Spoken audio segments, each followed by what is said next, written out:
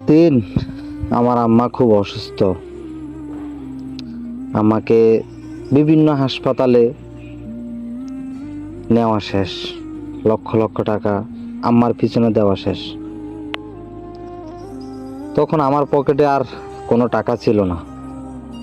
আমি যে মায়ের পিছনে আর টাকা খরচ করব তেমন টাকা আমার পকেটে ছিল না। তাই নিজের কাছের আত্মীয় স্বজনের কাছে বললাম, আমার এখন কিচ্ছু নাই, আমার একটা বাড়ি আছে, যদি আমার মায়ের চিকিৎসার জন্য আপনারা যদি আমাকে কিছু টাকা ধার দিতেন তাহলে আমার মায়ের চিকিৎসাটা করতাম। আমার কথা শেষ হতে না হতে আমার কাছের আত্মীয়রাও আমাকে বলে ফেললো, তোকে এখন টাকা ধার দিলে আমরা কবে পাবো জানি না, তোকে টাকা ধার দেওয়া যাবে না।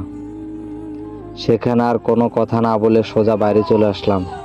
বাড়িতে আসার পরে আমরা 4 ভাই ছিলাম, বাকি 3 ভাইরে বললাম, ভাই তোমরা তো সবাই সেটেল হয়ে গেছো, তোমাদের তো নিজস্ব বিজনেস আছে, প্রতি মাসে লক্ষ লক্ষ টাকা ইনকাম করো, মায়ের চিকিৎসার জন্য কিছু টাকা দাও।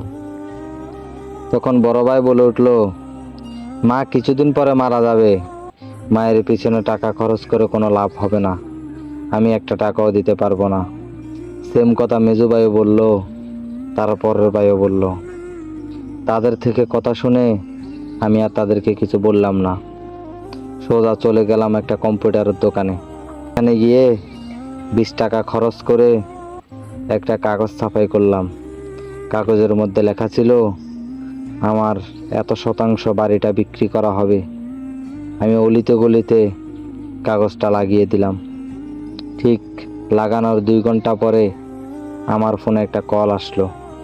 আমাকে চিকন সুরে বলল, বাড়িটা কত টাকায় বিক্রি করবেন। আমি কথাটা শুনে আর কিছু বলতে পারলাম না, কারণ সেও আমার মায়ের পেটের আপন ভাই ছিল।